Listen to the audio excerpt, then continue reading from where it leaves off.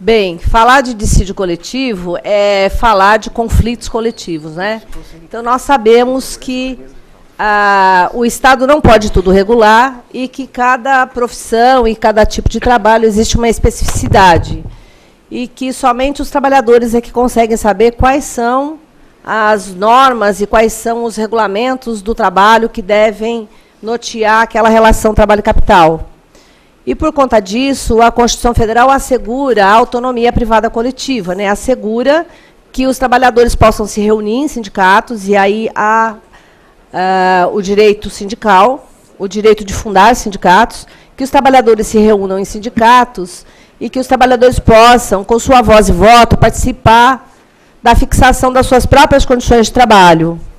Esse direito de autonomia privada sempre causa conflito, porque nós sabemos que, no passado, era a lei do patrão, e depois o Estado fez a interferência, mas como o Estado não consegue tudo regular, então hoje vigora a lei das partes, porque são as partes que melhor sabem quais são os tipos normativos que devem regular a relação trabalho e capital.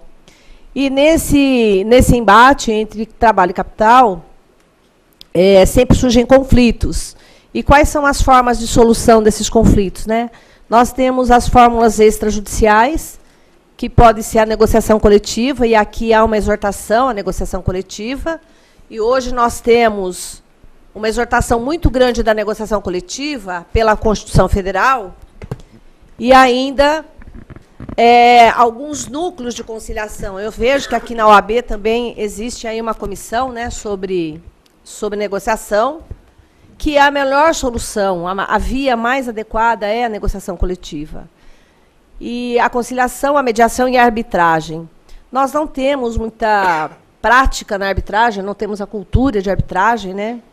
E se as partes são suficientemente maduras para entregar a solução de um conflito ao árbitro, e se elas tiverem confiança uma na outra para indicar um árbitro, já podem resolver o próprio conflito, né? E, às vezes, a negociação ela não vai a bom termo e o conflito se acirra, e é necessária, então, a interferência do judiciário. E no nosso ordenamento jurídico, embora muito criticado, ainda subsiste a figura do dissídio coletivo, né? E do poder normativo da Justiça do Trabalho. Desde 1930, que criou-se essa figura, essa intervenção do Estado para solucionar os conflitos através do judiciário, que é o chamado ação de dissídio coletivo. O dissídio coletivo ele sofreu muitas alterações durante todo o decorrer dos anos, desde a sua criação. E, ora, nós temos uma jurisprudência flexível que acolhe, né, todo tipo de demanda e tenta solucionar os conflitos coletivos. Ora, existe uma postura estatal de remeter, através do reenvio, as partes para que solucionem os seus conflitos sem que o Estado faça interferência. E aí nós tivemos uma fase de jurisprudência limitativa, né, de acesso ao judiciário através do dissídio coletivo. Essa postura do judiciário causou um vazio normativo em muitas categorias não têm o poder de fogo, o poder de negociar, e acabaram ficando com dissídios coletivos extintos e sem uma normatividade. Houve aí o que a gente diz até de um retrocesso social, né, porque as categorias não conseguiram avançar. E agora o judiciário vem novamente numa nova postura, flexibilizando algumas normas de acesso ao judiciário através do dissídio coletivo. Mas, mesmo assim, nós temos aí muitas limitações de acesso ao judiciário, porque a intenção do Estado é que realmente as partes aprendam o caminho da negociação e caminhem com as suas próprias pernas, né? Então, é mais ou menos isso que eu quero mostrar a vocês, né? No primeiro momento, a Constituição Federal de 88 assegurou ainda a via de acesso do dissídio coletivo e manteve o poder normativo da Justiça do Trabalho. Mas nós tivemos um fato importante que aconteceu em 1994, 95, não me recordo muito bem, que foi a greve dos petroleiros, em que, no governo Itamar Franco, houve lá um compromisso verbal de reajuste, né, da categoria, e esse reajuste não veio, e os trabalhadores fizeram uma greve nacional. E até faltou gás de cozinha e combustível no mercado e tudo mais. E, na ocasião, foi ajuizado um dissídio coletivo em Brasília e foi dada uma liminar para que os trabalhadores mantivessem lá os serviços essenciais, sob pena de multa pecuniária diária, que era uma multa bem pesada. E os trabalhadores não cumpriram a liminar. Não cumpriram porque não chegaram a um acordo e acontece que o tribunal acabou fixando uma multa para o sindicato. E, na ocasião, o Ministério Público executou essa multa e pediu para penhorar o prédio, né, dos sindicatos petroleiros, e eles alegaram excesso de penhora, e a penhora foi redirecionada na conta bancária, né, dos sindicatos petroleiros e pegou lá o dinheiro das contribuições sindicais. E, na ocasião, houve uma denúncia na OIT, na Organização Internacional do Trabalho, no sentido que o Estado estaria interferindo na vida sindical. E a OIT, vocês sabem, ela recebe denúncias de qualquer tipo de conduta antissindical, seja pelo Estado, seja pelo empregador, ou quem quer que seja. E, na ocasião, a OIT recomendou que o Brasil tomasse medidas enérgicas no sentido de recompor a situação e também que, doravante, o Estado não fizesse mais interferência na vida sindical. E foi feita uma lei, acho que a lei de 95, com um artigo único que diz assim, ó, fica o Sindicato dos Petroleiros anistiado da multa imposta no dissídio coletivo número tal. E, além dessa lei, foi feita a proposta de comum acordo que foi inserida na Constituição Federal. E eu coloquei ali no quadro para vocês qual é a redação atual da Constituição Federal para explicar essa subsistência do poder normativo agora mitigado, né, com a questão do comum acordo. Então, a Constituição Federal, no artigo 114, diz que, frustrada a negociação coletiva, as partes poderão eleger árbitro. E, recusando-se qualquer das partes à negociação coletiva, o arbitragem é facultado, de comum acordo, a ajuizar dissídio coletivo de natureza econômica, podendo a Justiça do Trabalho decidir o conflito, respeitadas as disposições mínimas legais de proteção do trabalho, bem como as convencionadas anteriormente. E aqui, os sindicatos passaram a ter dificuldade de ter acesso ao judiciário. Então, ajuizavam o dissídio coletivo, em regra, quem ajuiza o dissídio coletivo é o Sindicato dos Trabalhadores, porque é ele que não consegue chegar a um bom termo na negociação. Só quando há greve, e uma greve é séria, ou greve nos serviços essenciais, é que a empresa toma a iniciativa de ajuizar o dissídio, ou o sindicato patronal. Mas, em regra, quem ajuiza o dissídio são os trabalhadores, né? Só que, quando os trabalhadores vêm a juízo o dissídio, o empregador vem e diz, olha, não tem como um acordo, eu não aceito a jurisdição estatal. Né? Só que, quando alega que não concorda com a intervenção do judiciário, não formula nenhuma proposta alternativa de solução do conflito. Né? E os dissídios passaram a ser extintos, sem julgamento de mérito, porque não havia como um acordo. Mas ficava sem solução. Né? O conflito era remetido para a sociedade novamente.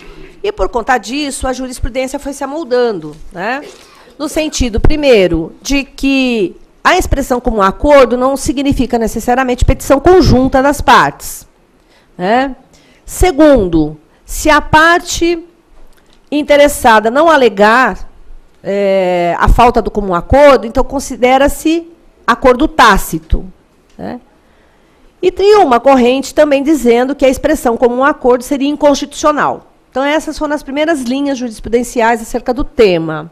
Primeiro a inconstitucionalidade e depois a questão do acordo tácito.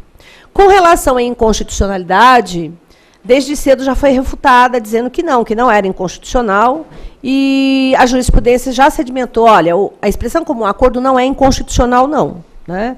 Ela não fere o acesso ao judiciário de jeito nenhum. Por quê? Porque a Constituição Federal, quando assegura o acesso ao judiciário, ela fala de lesão ou ameaça à lesão de direito. E quando se vai ao judiciário através do dissídio coletivo, não há lesão de direito. O que existe aí é uma pretensão de criar direito novo. Então, é um mero interesse. Então, não haveria essa questão de ofensa ao acesso ao judiciário, porque ofender ao judiciário é impedir que o jurisdicionado vá ao judiciário quando há uma lesão de direito. Né? Porque ninguém pode perder seus bens e sua liberdade, senão o devido processo legal e o acesso ao judiciário. E aí não está presente, ou não estão presentes os requisitos, né, lesão de direito, privação de liberdade ou perda de bens ou de direitos. E, nesse sentido, se sedimentou que não, que é constitucional, sim, a expressão como um acordo. Só que, ao mesmo tempo, o artigo 8º, inciso 3 da Constituição, diz que cabe ao sindicato a defesa dos interesses e dos direitos. Então, a Constituição Federal, ela prestigia também o acesso ao judiciário para a defesa de interesses, no artigo 8º 3. Se nós entendermos que não fere o acesso ao judiciário, pelo menos nós estaremos negando vigência ao artigo 8º, inciso 3, que confere ao sindicato o poder de defender interesses e ainda diz na via judicial ou administrativa, né? Mas, de qualquer modo, já houve uma sedimentação no TST de que o comum acordo está lá e nós temos que conviver com isso e que é constitucional. Então, quais são os encaminhamentos da jurisprudência para contornar esta dificuldade, né? O primeiro encaminhamento que eu trouxe aqui para vocês, eu trouxe um conceito do que é o dissídio coletivo, né, primeiro, e aqui a jurisprudência para contornar o comum acordo. Então, a primeira questão é classificar os dissídios coletivos. Então, o dissídio coletivo ele é classificado em dissídio coletivo de natureza econômica, natureza jurídica, e os dois, ambos, podem ou não estar acompanhados de greve. Então, no dissídio coletivo econômico, são aqueles que reivindicam novas condições de trabalho. A pretensão é criar um direito novo, né, para ser aplicada nas relações individuais de trabalho. Esse daqui é que necessita a questão do comum acordo. Então, a primeira questão é interpretar a Constituição Federal no sentido de comum acordo só é exigível para os dissídios coletivos econômicos. O dissídio coletivo jurídico, ele já não trata de pretensão de direito novo. No dissídio coletivo econômico, o que existe é um conflito entre as partes quanto à interpretação de uma cláusula, né, normativa constante de um acordo, de uma convenção coletiva ou de uma sentença normativa, ou até mesmo de uma lei, mas não uma lei geral, uma lei que trata de uma determinada categoria, específica de uma categoria. Por exemplo, a lei dos médicos, que é específica daquela categoria, que diz que qual é o salário normativo, né, do médico, já foi objeto de dissídio coletivo jurídico. Então, quando a lei específica de uma categoria também comporta um dissídio coletivo jurídico para buscar a interpretação do conteúdo e do alcance dessa normatividade. E quando as partes têm dúvida como é que vai aplicar certa normatividade, né? Às vezes as partes negociam, colocam na norma coletiva uma cláusula que, para na cabeça de um, é aplicável de um jeito, e na cabeça do outro, e aí, na hora de fazer a aplicação, dá conflito e pode dar até greve, né? Por exemplo, teve uma negociação coletiva de uma empresa com o sindicato, que houve uma despedida coletiva e colocou-se lá uma verba de quem tinha até tantos anos de serviço teria lá 4 meses de aviso prévio, quem tinha até 10 anos teria 6 meses, e assim sucessivamente. E o sindicato, no primeiro momento, quando negociou, eles não colocaram a natureza jurídica da verba. E aí a empresa fez o pagamento e o sindicato entendeu que deveria pagar também aquela indenização ou aquele valor, incorporando como se fosse aviso prévio. Então, teria direito a mais 4 dozeavos de férias e 4 dozeavos de 13º.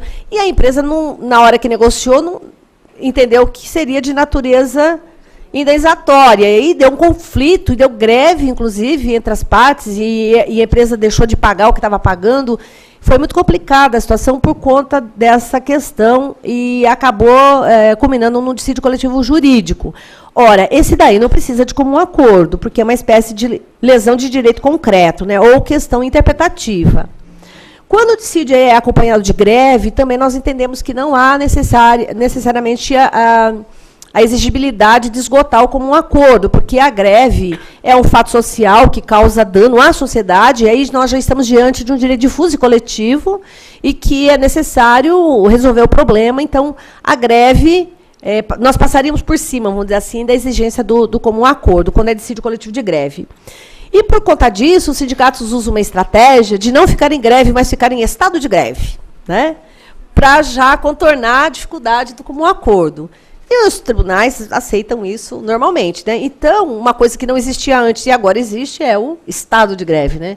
Eles declaram a greve e dizem, olha, nós estamos em estado de greve. O que significa? Que a qualquer tempo a gente para. E o empregador já está pré-avisado, que eu posso parar hoje, amanhã, depois, e já está tudo pré-avisado. Então, esse é um instituto novo que foi introduzido por conta também do comum acordo. E a jurisprudência vem assimilando essa ideia do estado de greve. O TST também vem abrandando esse rigor, né, com relação ao poder normativo. Então, quando foi incluído como um acordo, a primeira ideia foi, olha, o poder normativo está extinto. Né? Extinguiu-se o poder normativo. Aliás, existem vários artigos jurídicos nesse sentido. Né? O doutor Marcos Fava mesmo entende que o poder normativo não existe mais. Mas nós temos aí, está na tela, um julgado do ministro Levenhag, que hoje é nosso presidente do TST, que ele diz assim, olha, não houve abolição do poder normativo, não. O que houve foi uma transformação, um abrandamento da atuação do judiciário. Né? E também o ministro Ives Gandra, não houve redução do poder normativo. E eu coloquei ali qual é o acórdão que traz essa questão. Né? Então, sedimentando que o comum acordo ainda subsiste, né, nós temos que ver, ele subsiste em que grau, né, quais as limitações hoje do poder normativo. Né? Então, a primeira é a questão da constitucionalidade desse poder normativo e a constitucionalidade do comum acordo, em que não ofende o acesso ao judiciário, e esse foi o primeiro acórdão do TST nesse sentido, e que todos se encaminharam nessa linha, que foi do ministro Vantuil Abdala, que ainda fazia parte, né, do TST. E a questão de quando é que essa preliminar deve ser arguída. Né? No primeiro momento, entendeu-se que ela teria que ser arguída a qualquer tempo. Então, se não argue, aceitação tácita. E que ela poderia ser arguída a qualquer tempo e que poderia, inclusive, ser reconhecida de ofício. Então, a empresa vem e fala assim, ou o sindicato patronal, olha, não tem como um acordo, aí já extingue o dissídio. Ou, se ela não fala no primeiro momento, ela alegava isso em fase recursal, porque aí ela tinha lá uma sentença normativa que fixava as condições de trabalho, ela vem e recorre, né, ou à empresa ou ao sindicato patronal e alegava como um acordo, e o TST extinguia. E, às vezes, o TST, ex officio, conhecia, olha, aqui não houve como um acordo, verifico dos autos que não houve como um acordo, extingue o dissídio coletivo sem julgamento de mérito. Então, essa questão, nós ficamos muitos anos, né, muitos anos mesmo, sem norma coletiva. Algumas categorias ficaram completamente sem norma coletiva. E, ao lado dessa questão, nós tínhamos uma súmula, a 277, que dizia que as condições de trabalho não se incorporam ao contrato de trabalho em definitivo. Então, foi uma implantação de um vazio normativo mesmo. As categorias ficaram 3, 4, 5, 6, 7 anos sem reajustes, né? E sem projetar as normas coletivas anteriores. Então, causou muito dano no meio sindical, principalmente para aqueles sindicatos pequenos que não têm poder de fogo de negociação, ou aqueles sindicatos cujo setor patronal é muito resistente na negociação. Né? Existem certas categorias econômicas que são mais resistentes que outras, e existem certas empresas que têm procedência europeia, ou até mesmo as empresas americanas, elas não têm um padrão de negociação, até porque lá o sindicalismo é diferente e tudo mais. Então, eles ficaram sem nenhuma cobertura, vamos dizer assim, de norma coletiva negociada. Só ficaram mesmo com os direitos legais.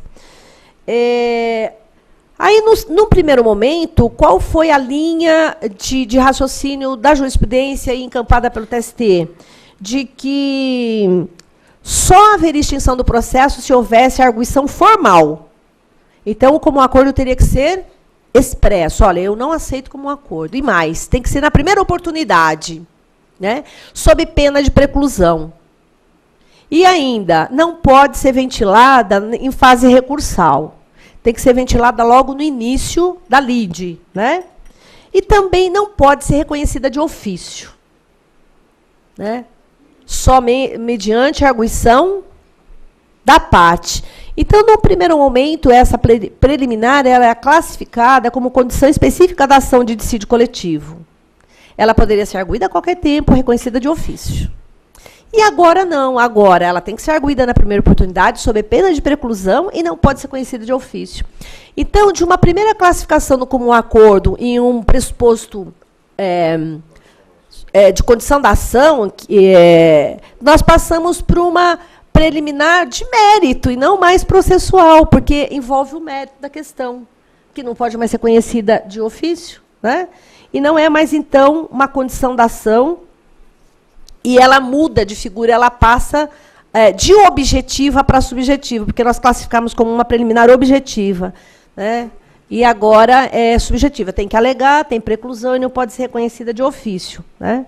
Eu trouxe aqui, olha só, não se exige petição conjunta das partes, o comum acordo poderá ser tácito se não houver contestação, não se aceita a preliminar de comum acordo feita só na fase recursal, porque ocorre preclusão.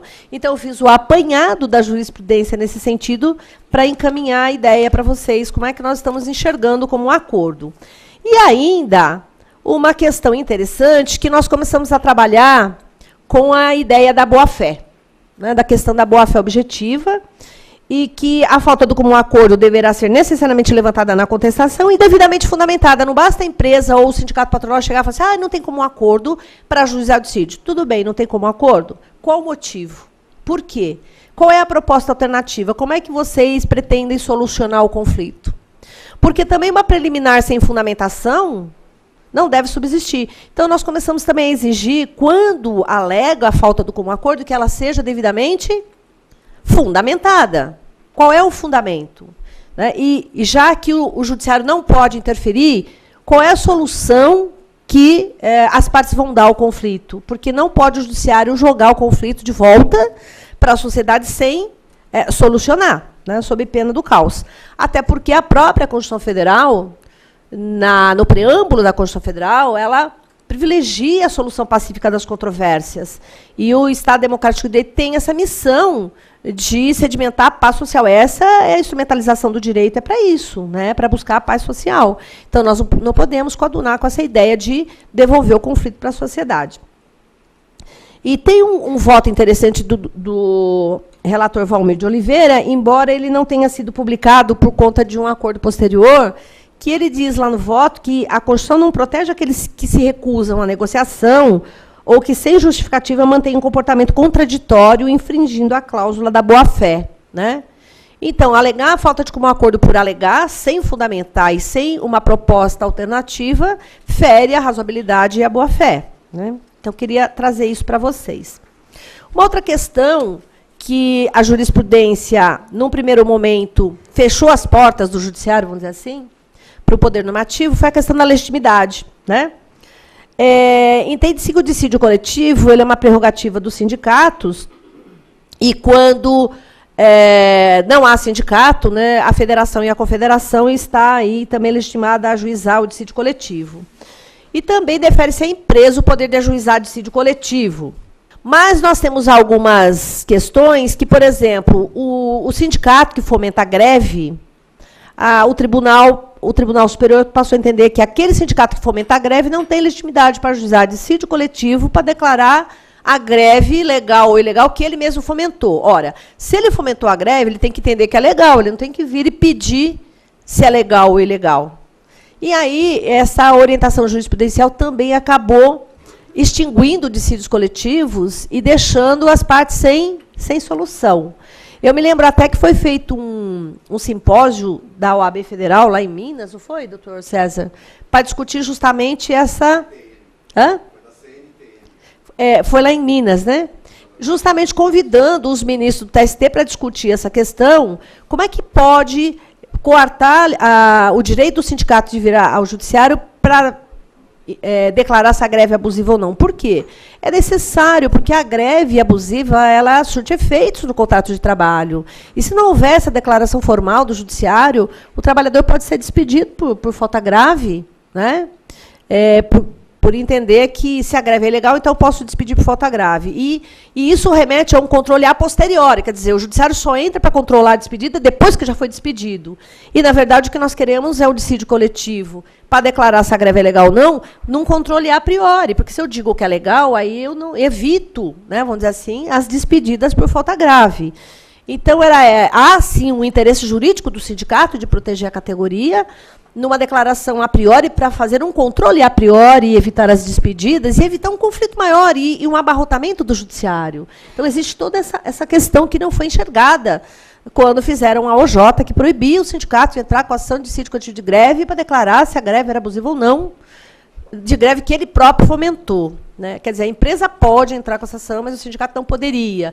E aí fica um tratamento não isonômico, né, de legitimidade das partes.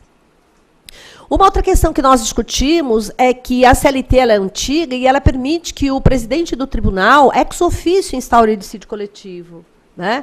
E saber se isso ainda subsiste ou não no mundo jurídico. E as pessoas não discutem muito isso, porque é uma interferência estatal um dissídio coletivo ex officio. Mas eu me lembro que, mesmo após a Constituição Federal, nós tivemos um caso aqui em São Paulo que, ex officio, o presidente declarou, viu lá que, no jornal que ia ter greve no transporte coletivo, e ex officio instaurou o dissídio coletivo, ninguém falou nada, então acabou julgando, né? Então, tem essa questão também que está em aberto, que eu trago aqui a debate para vocês, né? Uma outra coisa aqui, as matérias que foram flexibilizadas pelo TST e que permite uma maior atuação sindical, é que o sindicato da categoria, essa OJ12, que não permitia o sindicato da categoria profissional que deflagra um movimento grevista entrar com o próprio dissídio coletivo. Por conta desse evento que foi feito em Minas, a OJ acabou sendo revogada, graças aqui à atuação da comissão sindical da OAB, né, e uma política de atuação para tentar revogar essa OJ12.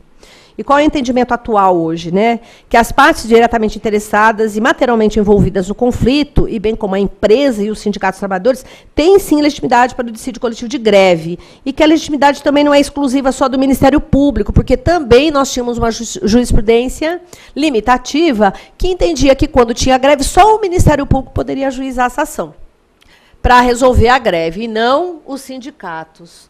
O que é um absurdo, né? Porque o amplo acesso ao judiciário deve permitir um leque de legitimados da maior dimensão possível. Então, eu trouxe esse acórdão aqui, paradigma, para vocês. Nós temos também a OJ15, que dizia que diz que a comprovação da legitimidade por processo da entidade sindical se faz pelo registro no órgão competente, mesmo após a promulgação da Constituição Federal. Então, exige-se que, para a propositura do dissídio coletivo, o sindicato ele deve ter a existência legal, e aqui o doutor Morales tem um livro que fala sobre isso, né? O sindicato tem que ter existência legal e deve estar registrado no Ministério do Trabalho, deve ter lá a certidão do depósito dos seus estatutos no Ministério do Trabalho, porque nós temos dois níveis de personalidade jurídica do sindicato. O primeiro é a personalidade jurídica que toda e qualquer pessoa tem, né, pessoa jurídica ou física. Nós temos uma existência jurídica legal, que é o registro dos estatutos no cartório de títulos e documentos. E o segundo momento é uma personalidade de direito sindical, que é a investidura sindical, e é a partir deste momento que o sindicato está investido nos poderes sindicais de negociar, de representar e de arrecadar contribuições sindicais. Se ele não tem essa investidura sindical através do registro do Ministério do Trabalho, ele não está investido nesses poderes, porque ele exerce um munus público e ele é uma pessoa jurídica diferenciada, né? E ele, na minha opinião, inclusive, é uma das instituições que faz parte do regime democrático de direito, porque tem ali previsão constitucional. Os sindicatos, as organizações sindicais têm, inclusive, assento constitucional e pertencem aí ao mundo das instituições que fazem parte do regime democrático, porque eles têm até poder de controle da constitucionalidade das leis, né? Então, esse é um viés da democracia participativa que reconhece no sindicato esse poder, né, de democracia participativa. A orientação jurisprudencial 19 diz também que, para a instauração do dissídio coletivo contra a empresa, há necessidade de autorização dos trabalhadores diretamente envolvidos no conflito. Então, não basta para ajuizar dissídio coletivo fazer uma assembleia da categoria, tem que fazer uma assembleia dos trabalhadores daquela empresa. E, neste caso, não precisa ser os trabalhadores daquela empresa associados ao sindicato. Podem participar da assembleia sócios e não sócios, todos os trabalhadores diretamente envolvidos e interessados. Quando nós falamos de trabalhadores interessados, aqui nós podemos incluir os temporários e os terceirizados, inclusive, porque existem algumas normatividades internas da empresa que afetam também esses trabalhadores. E eu acho que eles também teriam legitimidade nessa participação, né? Com relação ao J22, para que seja considerada a parte legítima, deve haver correspondência entre a atividade exercida pelo setor profissional e econômico envolvido no conflito. E a legitimidade do sindicato, da categoria profissional econômica, não comporta separação fundada na maior ou menor dimensão de cada ramo ou empresa. Aqui nós estamos tratando da categoria em si. Existem certos sindicatos que são desmembrados, certas categorias econômicas são desmembrados em outras categorias econômicas em que não é reconhecida a sua atuação. Mesmo às vezes que esse sindicato tenha um registro sindical, né? Então, eu vou dar o exemplo do fast food e do Aparte Hotéis, lá do Sindicato da Alimentação, que é um sindicato que representa os bares, restaurantes e similares, e, paralelamente, foi criado um sindicato do fast food, que o modo como é servida a refeição é que é o critério de representação sindical.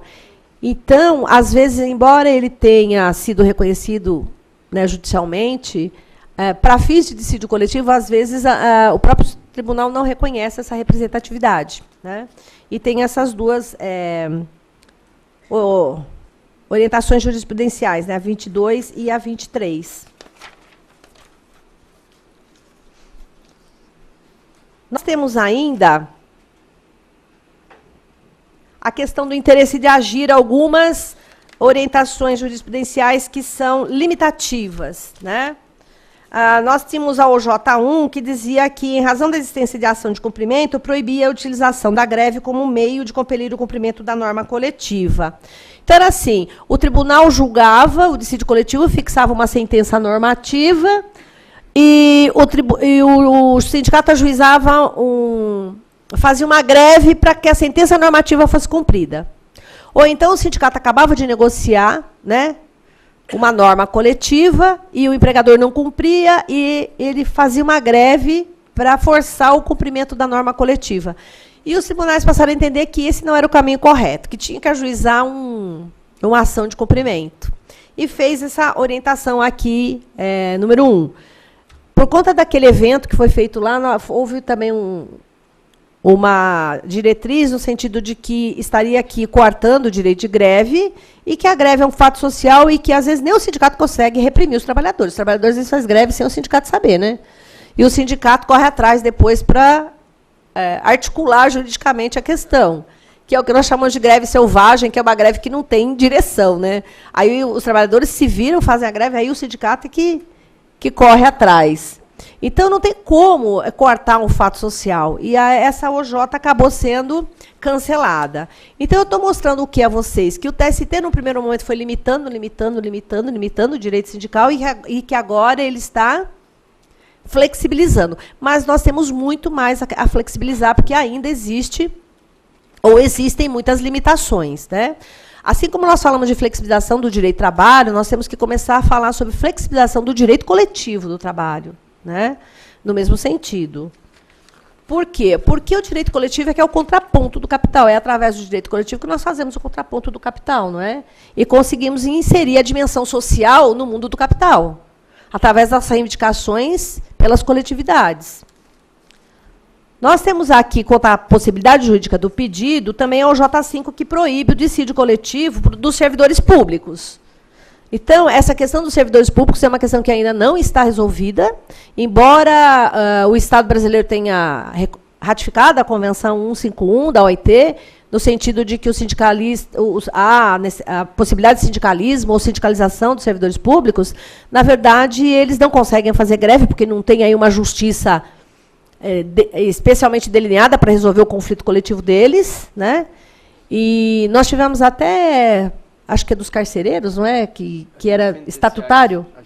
Os agentes penitenciários estavam em greve, acho que a advogada está aqui hoje, e aí foram lá para o tribunal e a gente disse, mas eles são estatutários, e não tem. Como é que a justiça comum vai resolver esse problema? No fim das contas, a gente remeteu para o núcleo de conciliação e engendrou com o Ministério Público para levar para o Ministério Público a negociação.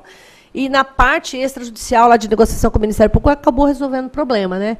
Mas nós não temos acesso ao judiciário para essas questões dos estatutários, porque não há poder normativo da justiça comum, nós não somos competentes, né? Os trabalhos não somos competentes para o estatutário, e a situação está muito difícil, porque as portas estão fechadas, né? Não tem como resolver esse problema. E nós estamos preocupadíssimos com a Copa, né? Nós fizemos até aqui no tribunal um plantão para a Copa, para os dissídios, para as greves e para os dissídios coletivos, porque fala-se muitas greves durante a Copa, principalmente dos transportes, né? E nós estamos preocupados com o trabalho infantil, o trabalho escravo, então nós fizemos lá já, a partir do 1º de maio, nós já estamos de plantão para essa questão, né? Segunda-feira já foi acionado esse plantão, já vou fazer a audiência da CPTM e dos aeroviários, que também já parece que já estão começando, né? A OJ5, ela continua em vigor, então, embora ratificada lá a Convenção 151, tá certo? Nós temos também a OJ37, que era limitativa e que foi revogada, só para mostrar que está havendo, aos poucos, uma flexibilização, que era a impossibilidade jurídica de estabelecer condições coletivas de trabalho para empregados de entidades sindicais distintas daquela sujeita à categoria representada. Então, nós, por muito tempo, tivemos dificuldade, porque todo sindicato tem trabalhador no seu quadro. O sindicato também é empregador, né? E tem um sindicato que representa os trabalhadores em entidades sindicais. E havia uma normativa de que aqueles trabalhadores que eram empregados do sindicato tinham os mesmos direitos dos trabalhadores da categoria que ele representa. Mas não tem nada a ver. Imagina os sindicatos químicos, tem lá a norma coletiva do químico. Aplicar para o seu empregado a mesma norma coletiva do químico? Não tem sentido algum, porque ele não é químico, né? E aí veio uma lei para regular a questão e dizer, não, é possível criar sindicatos, empregados em sindicato, e eles têm o direito de ter uma norma coletiva própria, né? Então, essa OJ aqui, ela acabou sendo, evidentemente, revogada. Também a de número 6, que foi cancelada, dizendo que não era necessária a prévia autorização assemblear, nem negociação coletiva, para ser instaurado o dissídio coletivo de natureza jurídica. O sindicato pode ajuizar dissídio coletivo de natureza jurídica, não precisa fazer assembleia da categoria para isso. Basta haver o conflito na interpretação da norma coletiva e ele não precisa buscar fazer, né, uma assembleia para discutir essa questão. Até porque os trabalhadores não tem nem sentido discutir questão jurídica com os trabalhadores, né? Eles só sabem que eles querem cumprimento, né, e daquele modo. Tá certo? A OJ13 também, que era limitativa, foi cancelada, que exigiu o quórum do artigo 612. Né? O que diz o quórum do artigo 612? Que para fazer uma norma coletiva, tem que ter lá um quórum qualificado, não é isso? De 2/3, e é difícil o sindicato reunir a categoria nesse quórum, hein? Quase que impossível. E hoje vigora a questão do quórum estatutário, seja o quórum para fazer o acordo ou a convenção coletiva, seja o quórum para juizar dissídio coletivo.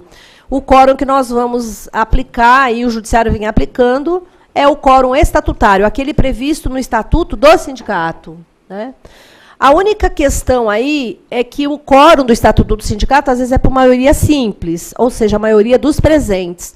Então, basta ter 10 pessoas na Assembleia, que meia dúzia decide a vida de 50 mil que pertence à categoria. E aí nós vamos ter um déficit de representatividade, de democracia, e, às vezes, essa norma coletiva, assim, ela não tem muita eficácia, ela não é cumprida porque não representa a real vontade dos trabalhadores. E eu tive um dissídio coletivo essa semana muito interessante, que foi da Fundação Casa, em que os trabalhadores estavam negociando o sindicato estava negociando e a Assembleia não contemplou todo mundo, e aí os trabalhadores que não estavam de acordo com aquilo que o sindicato estava negociando compareceram numa comissão que eles formaram lá, para dizer, olha, isso que o sindicato está negociando nós não aceitamos, nós somos maioria porque nós não comparecemos na Assembleia.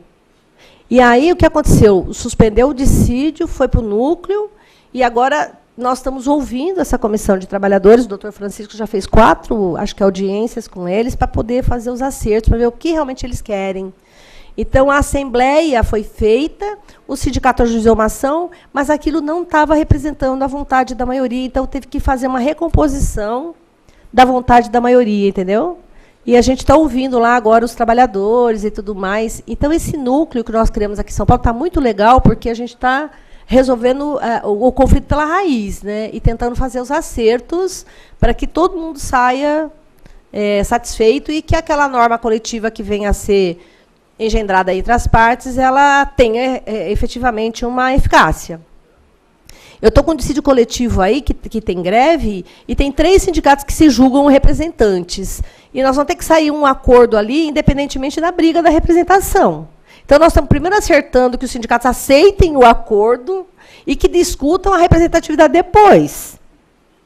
Então, é uma questão muito interessante essa daí, né? Porque eu tenho que resolver primeiro a greve. Aí nós estamos trabalhando os 3 sindicatos, vamos fazer um acordo aí, vocês 3, de aceitar o acordo, e isso não implica em aceitar que um ou outro é o representante. Depois vocês discutem isso, e a gente coloca isso na ata. Né? Então, a gente consegue fazer isso lá no núcleo de conciliação. Né? A despeito de quem seja o representante, a norma combinada vai valer para a categoria. Os três vão... A gente está tentando isso. Não saiu o acordo ainda, tá? Essa audiência de segunda que a gente vai fazer. A gente está tentando isso, que os 3 aceitem a solução junto com o empresário, independentemente de discutir quem é o representativo. E os 3 assinam. E depois a gente vai discutir numa oportunidade própria, numa ação própria, quem é o representante. Eu fiz isso já em 2 casos, né, que tinha o sindicato... tinha uma empresa que ela tinha enriquecimento de urânio, ela tem, né, enriquecimento de urânio, e a empresa estava transformando de empresa privada para empresa pública, ia ser encampada, sei lá o quê. E aí a gente tinha 3 sindicatos, tinha dos servidores, tinha dos centros de pesquisa, tinha lá 3 sindicatos envolvidos. E os 3 ali se julgavam, e eu consegui fazer um acordo com o empresário, independentemente da representatividade sindical, e ficou isso para depois. E a gente conseguiu lá arrancar um reajuste, resolver a greve, até porque a empresa lidava com um enriquecimento de urânio altamente perigosa. Né? Nem eu fui lá fazer uma vistoria em loco com o oficial de justiça, nem nós não conseguimos entrar lá dentro, porque é tudo segurança nacional e é contratado pelo governo, essas coisas. Então, foi muito difícil essa negociação, porque tinha esse entrave antecedente. E a gente conseguiu resolver o mérito e jogar lá a questão da representatividade para depois. Né? Então, essa questão da OJ, às vezes, nós esbarramos a questão do quórum. Né? Ora, com quórum ou sem quórum, o conflito está instalado, eu tenho que resolver. Não, tem que resolver, não adianta. Tem que resolver. Né? Esse que é o problema. Então, está aqui a questão do quórum, né? O 859 da CLT. O 612 fala do quórum para fazer acordo de convenção coletiva, e o 859 fala do quórum para ajuizar dissídio coletivo. Né? Então, olha lá, a interpretação do TST. Não se exige que os trabalhadores sejam associados, porque o sindicato representa toda a categoria. Ives Gandra. Então, nós aceitamos hoje, antigamente, o TST só exigia que o quórum fosse composto de pessoas associadas. Hoje não, hoje abriu. Por quê? Porque a Constituição diz que o sindicato representa todo mundo. Então, se nós queremos democracia, todo mundo tem que participar. Né? Quanto mais pessoas participarem, mais aumenta a democracia. Né? Quanto menos, há um déficit de democracia. Aí é a questão da legitimidade de atuação, né? Aqui também nós tínhamos sindicato que tem base territorial superior ao município. Então, tem sindicato intermunicipal, sindicato estadual, e o TST exigia que fizesse uma assembleia em cada município. Então, imagina um sindicato estadual fazer assembleia em cada município. São Paulo tem 600 e poucos municípios. o que vai gastar em dinheiro com a Assembleia e tudo mais, não é verdade? Então, tem algumas coisas que foge da razoabilidade, né? Então, essa OJ também foi cancelada, né? Basta fazer uma assembleia na sede do sindicato e as pessoas podem acorrer para a sede do sindicato e não é mais necessário fazer uma assembleia em cada município para legitimar a atuação sindical, né?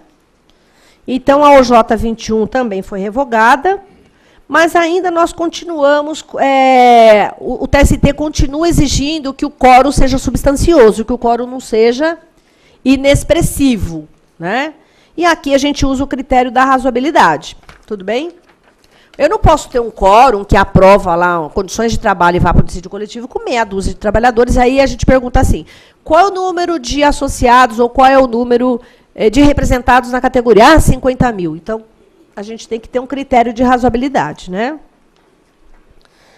A OJ 28, ela continua ainda vigente. O edital de convocação deve ser publicado no jornal em que circule em toda a base territorial do sindicato. Eu não posso chamar uma assembleia de um sindicato estadual e publicar só aqui na cidade de São Paulo. Tem que publicar da ciência para chamar a categoria, né? Então, a ampla publicidade aqui é a adoção ou a exigibilidade do cumprimento do princípio da publicidade, tá? Não precisa ser necessariamente em jornal, é o estatuto do sindicato que vai dizer qual é a forma de convocação, né? Pode ser edital, pode ser na rádio, sei lá. O edital também, ele deve ter... e a ata, elas são peças essenciais no dissídio coletivo. Então, para ajuizar um dissídio coletivo, tem que juntar o estatuto do sindicato, tem que juntar a ata de posse da diretoria, tem que juntar a ata do chamamento da assembleia, né, a publicidade do chamamento da assembleia, juntar a ata da assembleia e a lista dos presentes na assembleia. Esses documentos são essenciais para a propositura do dissídio coletivo, tá? Porque senão nós vamos ter aí... o tribunal sempre dá prazo para juntar, mas se o sindicato não junta, acaba sendo extinto o dissídio coletivo e a categoria fica sem a normatividade. Tá certo? Aqui, nós privilegiamos, a OJ 35 privilegia a força dos estatutos, né, do sindicato. Caso o estatuto da entidade sindical preveja o prazo mínimo entre a data da publicação do edital de convocação e a realização da assembleia, então é preciso observar. Às vezes o estatuto diz assim, olha, a assembleia será convocada no prazo antecedente de 30 dias da realização da própria assembleia, certo? Então, se há uma falha não há uma correspondência nessas datas, o TST tem entendido que o dissídio coletivo não está conforme, né? E acaba extinguindo também. Aqui nós temos problemas de categoria diferenciada. Quando a categoria é diferenciada, ou seja, o sindicato se organiza por profissão, né, sindicatos dos advogados, dos médicos, secretárias, motoristas, é necessário chamar para a Assembleia cada uma das entidades suscitadas para legitimar a atuação do sindicato. E isso daqui é uma coisa assim, quase impossível de cumprir, né? Imagine o sindicato dos motoristas chamar todas as empresinhas que têm motoristas, as transportadoras, a própria OAB tem motorista, tem que chamar todo mundo. No fim, fica um dissídio coletivo contra milhares de empresas. Existem certos dissídios coletivos que têm 20, 30, 40 volumes, porque nós temos 100, 200, 300, 400, 500 pessoas no polo. E aí, por exemplo, o voto, eu tenho assim, 70 laudas só de qualificação das partes. É uma coisa, assim, estupenda, né? Devia ter uma regra diferenciada para isso, porque tem que chamar... Porque se a empresa não vem, por exemplo, sindicato dos motoristas, se a OAB não está lá, o motorista da OAB não está contemplado pela norma coletiva, né?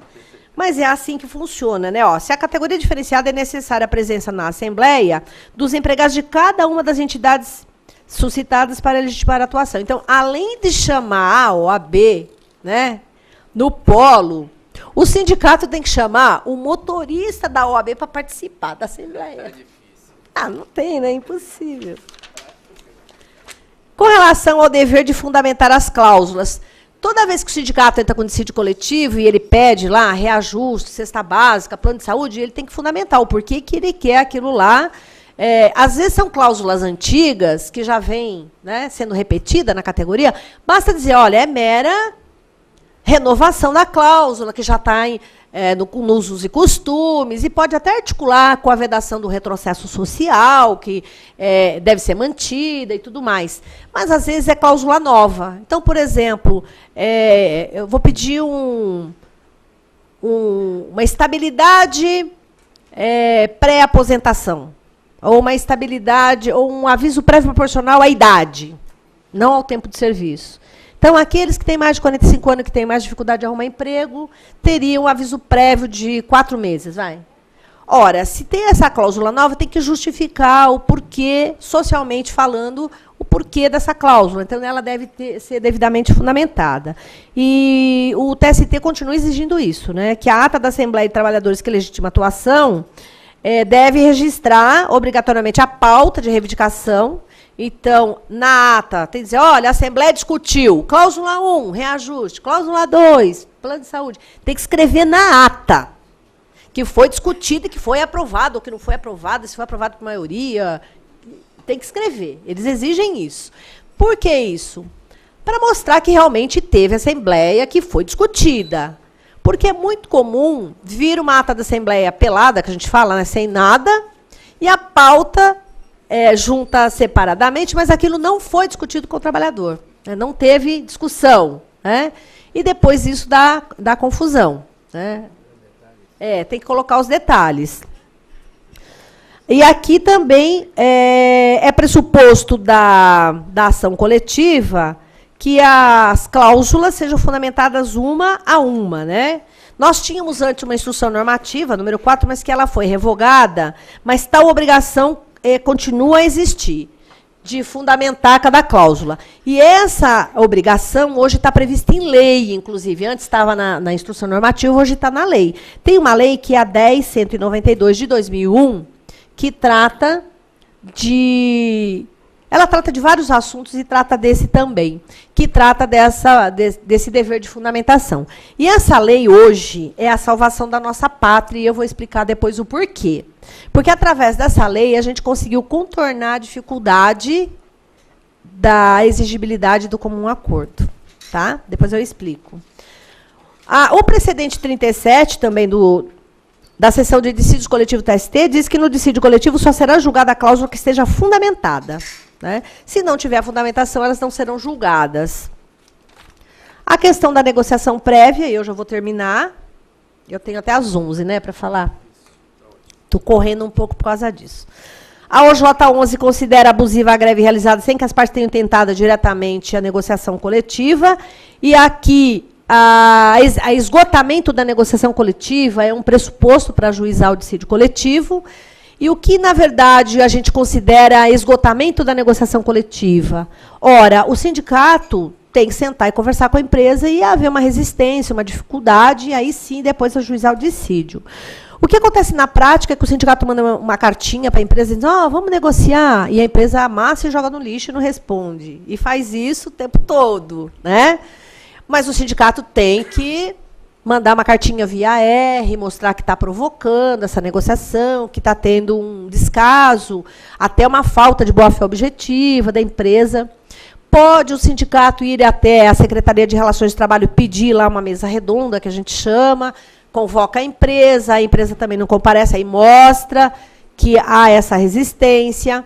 E quando entra com o dissídio coletivo, pedir para que o tribunal, né, na primeira audiência, dizer, olha, houve uma recusa de receber, mas eu gostaria de tentar essa negociação prévia aqui na primeira audiência.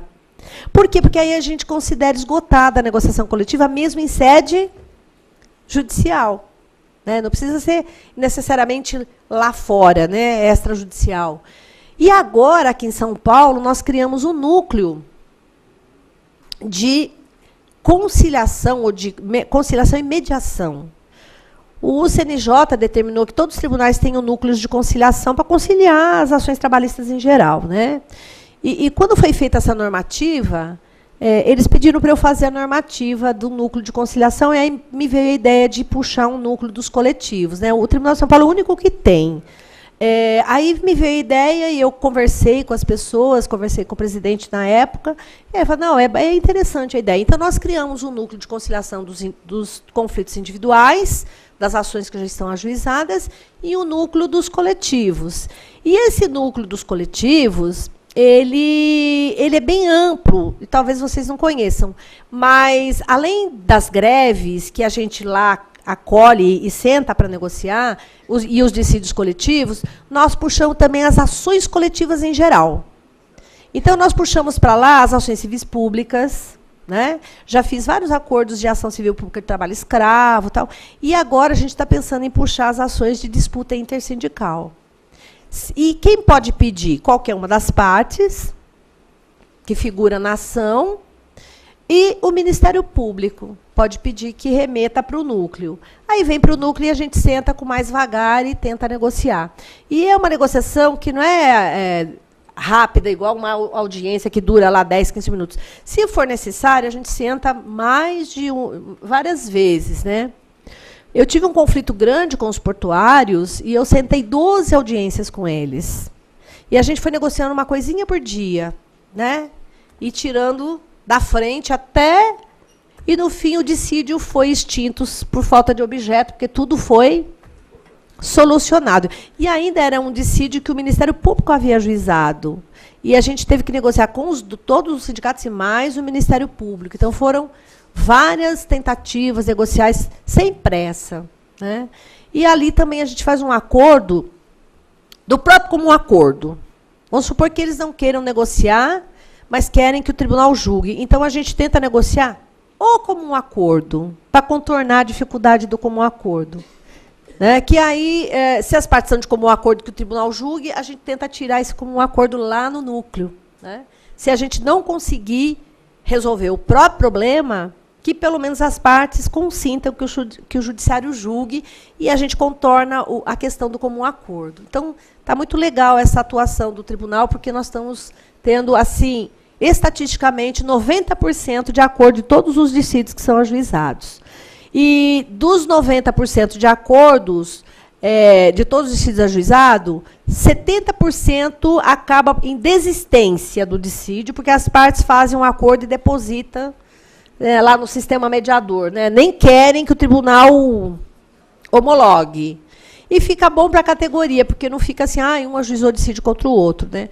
E, às vezes, as partes não querem ajuizar dissídio, porque tem sindicato que é marrudo. Né? Fala assim, eu não ajuizo dissídio. E a gente acaba ajuizando só uma cautelar.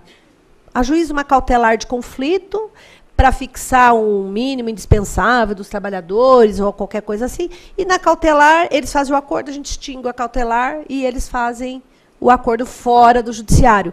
Então, na verdade, o que há nós estamos assim plantando uma cultura de justiça restaurativa coletiva e plantando uma cultura negocial. E está muito legal, porque as partes estão se aproximando e estão, sei lá, aprendendo a negociar realmente. E nós estamos assim ajudando, nós temos assessor econômico, que também ajuda, né? E uma parte totalmente desinteressada, né? Então, está muito legal essa questão. Bom, nós temos também a questão, então, da negociação prévia.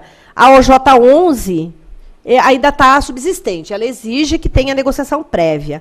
E a 24 foi cancelada, porque a 24 falava assim, a mera reunião das pessoas lá no Ministério do Trabalho não significa esgotar a negociação prévia. É o exagero, né? Se as partes estão tentando, tem que considerar que foram esgotadas. Então, essa OJ 24 foi cancelada, que mostra a flexibilização. Uma outra questão é o seguinte, nós aprendemos que o direito de ação, o juiz só dá aquilo que a gente pede. Não é isso? Que é o princípio da distrição. Eu não posso dar mais do que o fulano pediu. Isso não vigora em termos de dissídio coletivo. Se eu tenho um dissídio coletivo e sento para negociar, às vezes ali na mesa acaba ampliando o conflito. Por quê? Porque o conflito é com PLR, vamos dizer assim. Mas teve lá atrás um ano que não conseguiu PLR e aquilo vem à tona, ou aí já vem plano de carreira na mesa e tal. Se a parte se abrir e falar, não, tudo bem, a gente acrescenta. Né? Então, o que nós queremos é resolver o conflito. E se vier à mesa mais conflito do que aquilo que espelha o processo, porque, veja, o papel não espelha tudo, né? Nós só vamos ter a delimitação da lide com a primeira audiência, a hora que tem a petição inicial e a hora que tem a contestação. Quando vem a contestação é que a gente delimita a lide. E ainda assim, na conversa pode surgir, e a justiça restaurativa traz mágoas do passado, né? E a gente tenta, então, né, tirar do coração, levar para a razão, dissipar a mágoa do passado e fazer todo mundo sair ali da audiência e almoçar ali no restaurante do lado ou tomar um café, pelo menos, né? Dar a mão e ir lá tomar café. E às vezes eu vou junto, né? Então, a gente tenta ali aproximar as partes e que todo mundo saia contente, né? O que eu queria falar, então, é que não existe a questão do protesto judicial, né? O protesto judicial, às vezes, as partes não conseguem negociar e está na database. E tem uma legislação que diz que, se as partes não negociam, só podem entrar com dissídio coletivo até uma data antes da database, sob pena de perda da database. Eu acho um absurdo querer que o sindicato esgote as negociações prévias e ainda dentro de 60 dias e perca a database. Ou eu esgoto e tenho assegurada a database, né? Ou eu não exijo isso, porque como é que eu vou exigir esgotamento da negociação coletiva com a espada na cabeça e ainda você vai perder a database? Isso é ridículo, né? Não podemos botar prazo para as pessoas. Então, eu acho que essa norma está revogada, na minha opinião, né? Que não tem essa. Se as partes começarem a negociar, para mim já está assegurada a database, independente de formalizar isso no papel.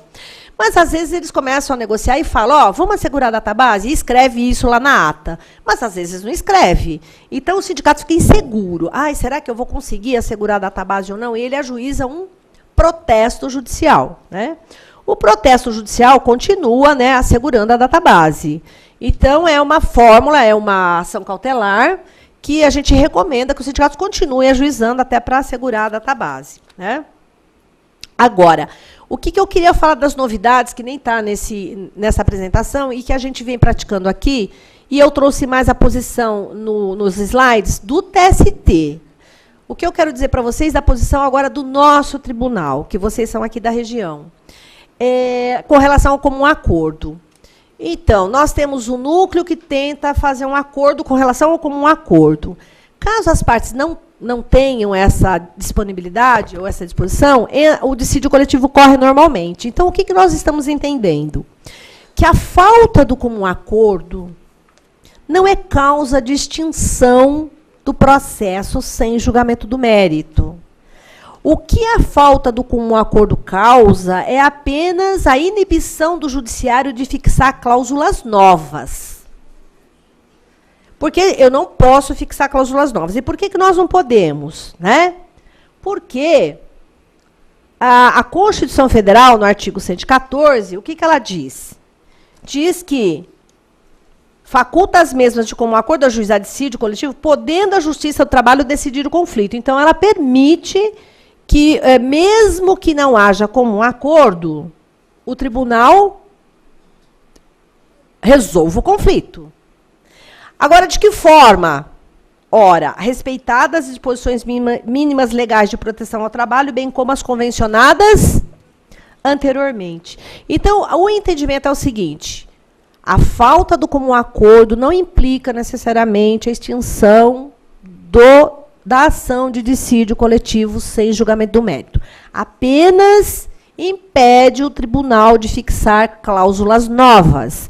E, para decidir o conflito, o tribunal pode declarar que estão mantidas as condições existentes. Aquelas que decorrem de lei, evidentemente, continuam sendo aplicadas, e aquelas que vêm sendo praticadas pelas partes, que são as convencionadas anteriormente, aquelas que já vêm sendo praticadas. Porque, se assim não for, haverá o retrocesso social, que não se coaduna com o artigo 7º da Constituição Federal Caput, que diz que o objetivo é a melhoria da condição social, né, e que veda o retrocesso social. Então, o tribunal tem feito isso, diz, olha, o comum acordo não implica necessariamente extinção do processo de julgamento de mérito, ficam mantidas as condições pré-existentes.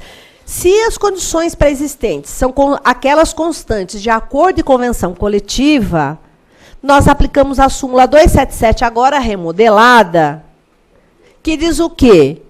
Que as condições pré-existentes, constantes de acordo e convenção coletiva, se incorporam no contrato de trabalho.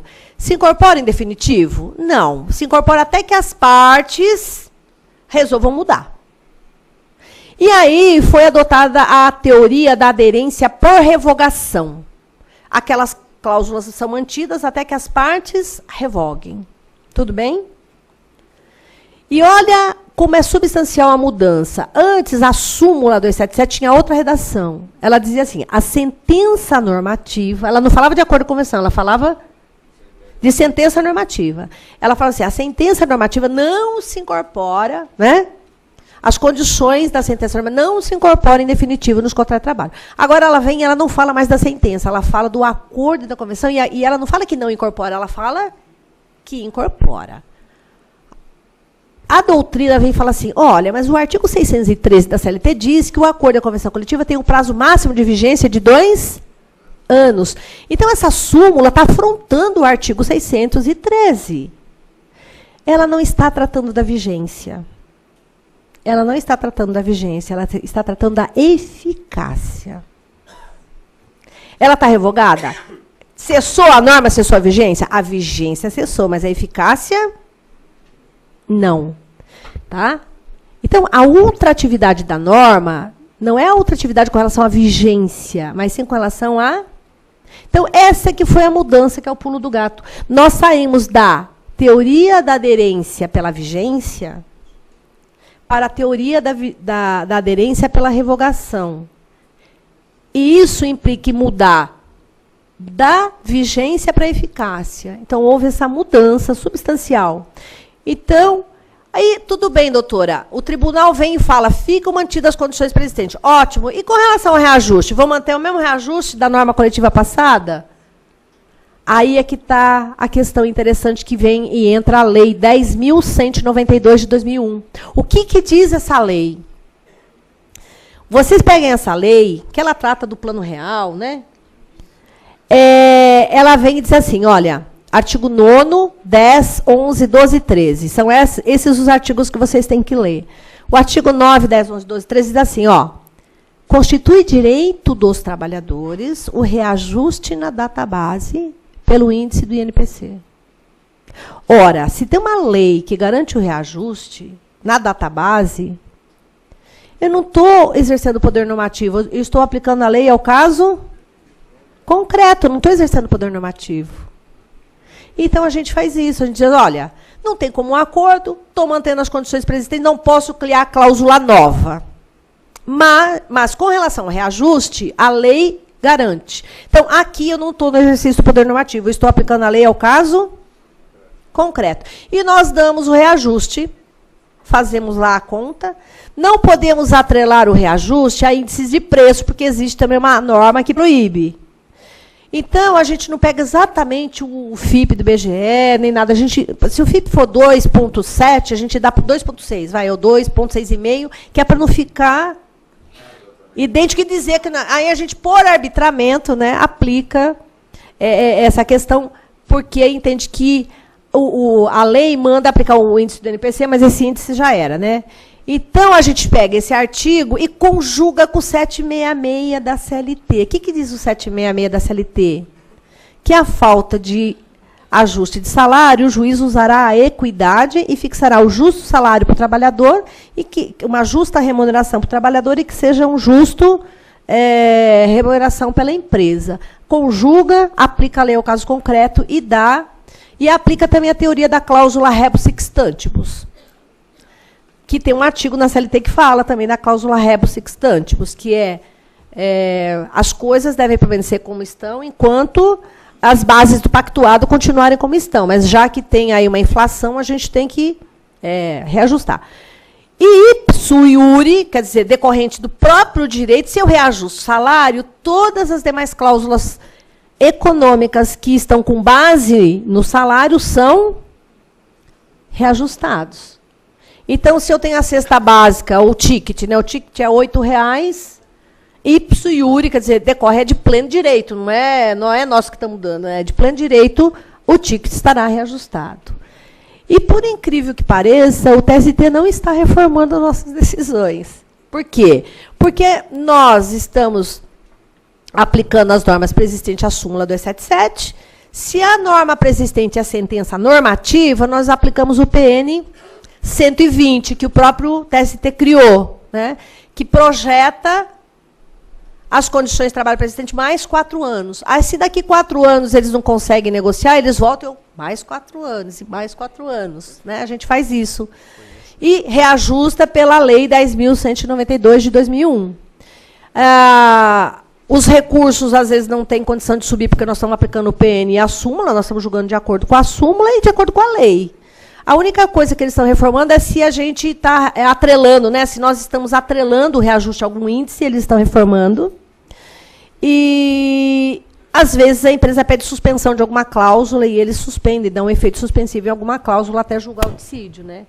Então, eram essas as novidades que eu queria trazer para vocês no dissídio coletivo. A postura do TST, né, que já revogou várias, deu uma flexibilizada, e aquilo que ainda é mantida. Né? E falar para vocês trazer essa novidade, que aqui em São Paulo nós temos esse núcleo dos conflitos coletivos, é um núcleo de mediação, que vocês podem utilizar, que está sendo sucesso, e nós estamos aí ajudando o sindicalismo a achar o caminho da negociação. E acho que futuramente vocês vão caminhar sozinhos pelas próprias pernas, nem vão precisar do judiciário, né?